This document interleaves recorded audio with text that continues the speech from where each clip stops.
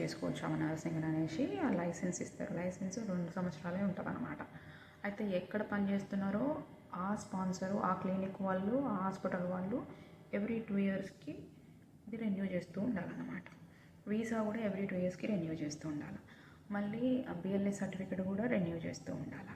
వాళ్ళే చేస్తారనమాట ఎక్కడ పని చేస్తున్నాం అక్కడ. మనమైతే చేయాలి. బిఎల్ఎస్కి ఎవ్రీ 2 ఇయర్స్ సర్టిఫికేట్ కూడా కావాలి. హలో, ఎలా ఉన్నారు అందరూ? ఈరోజు మీకు ప్రాసెస్ చేద్దామని అనుకుంటున్నా. మన ఇండియాలో నర్సింగ్ చేస్తారు కదా, ఏ స్పెషాలిటీ అయినా పర్లేదు, ఎక్కడ వర్క్ చేసినా పర్వాలేదు, ఇండియాలో నర్సింగ్ చేస్తారు కదా, వాళ్ళు మస్కట్కి రావాలనుకుంటే వాళ్ళు స్పాన్సర్ని వెతుక్కోవాలి, లేదా జాబ్స్ పడుతుంటాయి అప్పుడప్పుడు వెతుక్కోవాలి. వెతుక్కున్నప్పుడు వాళ్ళు చెప్తారు, మేము ఇక్కడ వాళ్ళు ఇక్కడ హాస్పిటల్ నడిపేవాళ్ళు, ఇక్కడ క్లినిక్ నడిపేవాళ్ళు, వాళ్ళు మీకు చెప్తారు, మీరు ఇక్కడ పని చేస్తారా, మస్కట్లో పని చేయడానికి ఇష్టం ఉందా, మీకు రావాలనుకుంటున్నారా అంటే మీరు అప్లికేషన్ ఇచ్చేసి వాళ్ళకి మేము వస్తాం అది ఇది అనేసి అన్నీ చెప్పేసి డాక్యుమెంట్లు అన్నీ కూడా వాళ్ళకి వెరిఫికేషన్ ఇచ్చి చూపించేసి డేటా ప్రాసెసింగ్ చేసేసుకోవాలి. Okay, data processing in the sense it's called data flow. Data flow అంటే నీ సర్టిఫికెట్స్ వెరిఫికేషన్ అంతా ఇక్కడి నుంచి జరుగుతుంది. ఓకే, ఎవరైతే మస్కట్కి రావాలనుకుంటున్నారో వాళ్ళు ఏం చేయాలంటే నోటిఫికేషన్ పడ్డప్పుడు హాస్పిటల్స్ మస్కట్లో నడిపే వాళ్ళు, క్లినిక్స్ నడిపే వాళ్ళు ఏం చేస్తారంటే వాళ్ళకు ఏజెంట్స్ని పట్టుకుంటారు. మన దగ్గర ఏజెంట్స్ ఉంటారు. అక్కడ వాళ్ళు ఏం చేస్తారంటే ఏజెంట్స్ వాళ్ళు నోటిఫికేషన్ ఇస్తారు, ఇక్కడ ఇది ఉంది మస్కట్లో, ఈ కాలేజ్ ఈ క్లినిక్లో కానీ ఈ హాస్పిటల్లో వేకెన్సీ ఉంది, నర్సెస్ ఎవరన్నా జాయిన్ కావాలంటే ఈ స్పెషాలిటీ ఇట్లా ఇంత ఎక్స్పీరియన్స్, ఇన్ని సంవత్సరాల ఎక్స్పీరియన్స్ ఉండాలా, ఇది చదివి ఉండాలా అనేసి వాళ్ళు నోటిఫికేషన్ ఇచ్చేస్తారు. అప్పుడు మీరు ఏం చేయాలంటే ఆ ఏజెంట్ని పట్టుకోవాలి. ఏజెంట్ని పట్టుకున్నప్పుడు ఆయన ఏం చేస్తాడంటే వీళ్ళకి జాబ్ కన్ఫర్మ్ చేస్తారు ఇక్కడ నుంచి. అప్పుడు వాళ్ళు జాబ్కి వచ్చే ముందు, మీరు ఇండియా నుంచి మస్కట్కు వచ్చే ముందే మీకు డేటా ఫ్లో అయిపోవాలా. డేటా ఫ్లో అంటే verification of all certificates. Data flow అయిపోవాలా, ఆ ఏజెంట్ చేసేస్తాడు, కానీ మనం మనీ పే చేయాల్సి వస్తుంది. డేటా ఫ్లో అయిపోవాలి, తర్వాతకి ప్రొమెట్రీ ఎగ్జామ్ అయిపోవాలి. అది ఇండియాలోనే రాయొచ్చు, ఎక్కడైనా కూడా రాయొచ్చు. ఓకే, తర్వాతకి అదే ప్రొమెట్రీ ఎగ్జామ్ అంటే ఆన్లైన్ ఎగ్జామ్, కంప్యూటర్ బేస్డ్ ఉంటుంది. 100 క్వశ్చన్స్ ఉంటాయి. దాంట్లో 60 మార్క్స్ కంటే ఎక్కువ వస్తేనే ఎలిజిబుల్ ఉంటుంది ఇక్కడ మస్కట్లో జాబ్ చేయడానికి, నర్సింగ్ జాబ్ చేయడానికి. తర్వాతకి మీరు ఎగ్జామ్ రాసిన రోజే మీ రిజల్ట్ కూడా వచ్చేస్తాయి. ప్రిపేర్ అయ్యి 1 మంత్లో రాసేయచ్చు, నో ప్రాబ్లం. మీరు డేట్ ఫిక్స్, మీరు ఓకే అనుకుంటే ఎప్పుడైనా డేట్ ఫిక్స్ చేసేసుకోవచ్చు. ఎవ్రీ మంత్ కూడా రాయొచ్చు, ఒకవేళ తక్కువ మార్కులు వచ్చినా కూడా. రాసిన ఏమంటే వాళ్ళు ఇచ్చేస్తారు రిజల్ట్ పేపర్. ఒక 10-15 మినిట్స్ వెయిట్ చేయమని చెప్తారు, తర్వాతకి ఇచ్చేస్తారు వాళ్ళు మీకు రిజల్ట్. ఆ రిజల్ట్ పేపర్ తీసుకొని ఏజెంట్కి సబ్మిట్ చేసేసేయాలి. సబ్మిట్ చేసినప్పుడు ఏజెంట్ ఏం చేస్తారంటే వాళ్ళు మిమ్మల్ని పిలుస్తారు.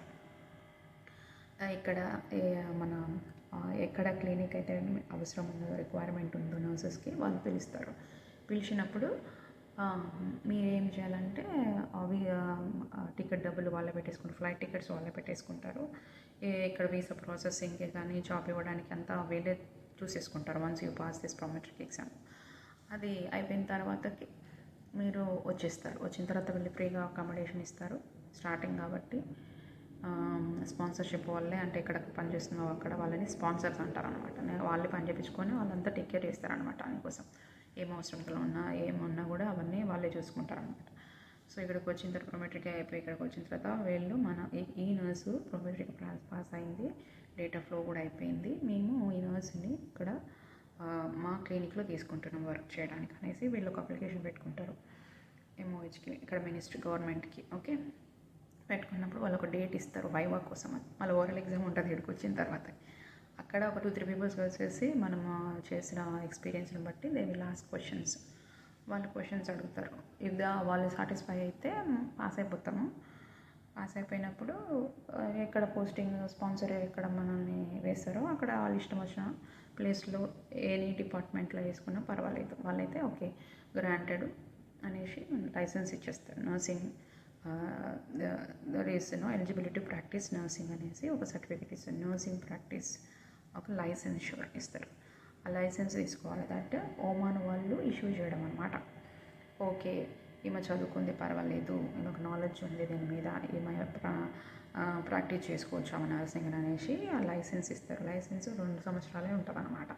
అయితే ఎక్కడ పని చేస్తున్నారో ఆ స్పాన్సరు, ఆ క్లినిక్ వాళ్ళు, ఆ హాస్పిటల్ వాళ్ళు ఎవ్రీ 2 ఇయర్స్కి ఇది రెన్యూ చేస్తూ ఉండాలన్నమాట.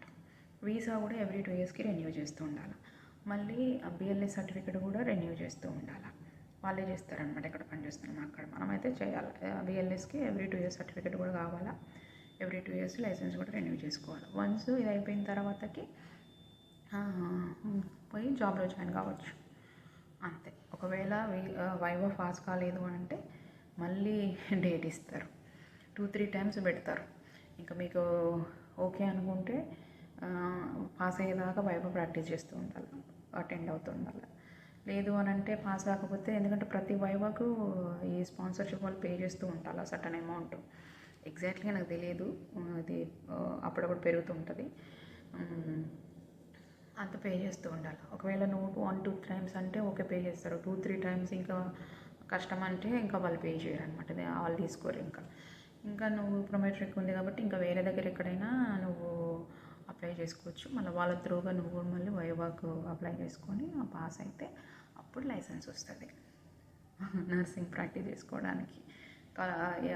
హాస్పిటల్స్లో అన్నా క్లినిక్లోనన్నా అప్పుడు నువ్వు ప్రాక్టీస్ చేసుకోవచ్చు. అంటే వర్క్ చేయొచ్చు, స్టార్ట్ టు వర్క్.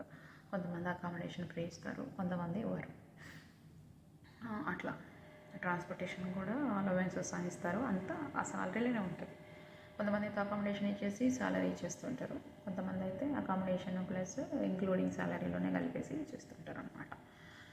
మినిమం చెప్పినాను కదా నీకు ఆల్రెడీ, నేను ఇంకో వీడియో చేశాను దాంట్లో చెప్పాను. మినిమం వచ్చేసి 75,000 ఉంటుంది మన ఇండియన్ రూపీస్లో. మ్యాక్సిమం వచ్చేసి 1,80,000 దాకా వస్తుంది అనమాట. అది గవర్నమెంట్ వాళ్ళకి ఎక్కువ వస్తుంది.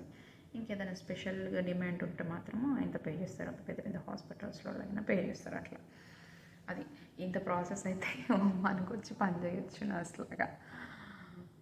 కాకపోతే వర్కింగ్ అవర్స్ అవన్నీ కూడా కొంచెము ఫ్లెక్సిబుల్గానే ఉంటాయి.